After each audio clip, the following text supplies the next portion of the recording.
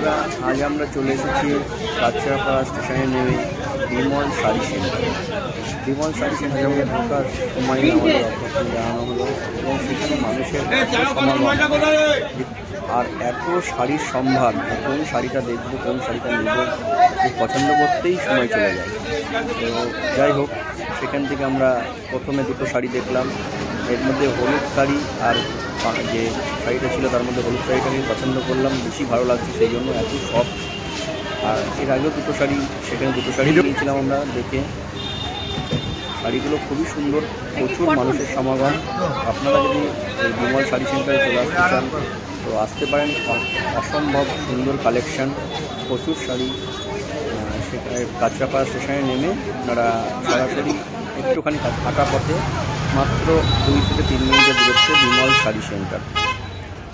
তো সবাই ভালো থাকুন, সুস্থ থাকুন, দেখা হবে আবার নেক্সট ভিডিওতে।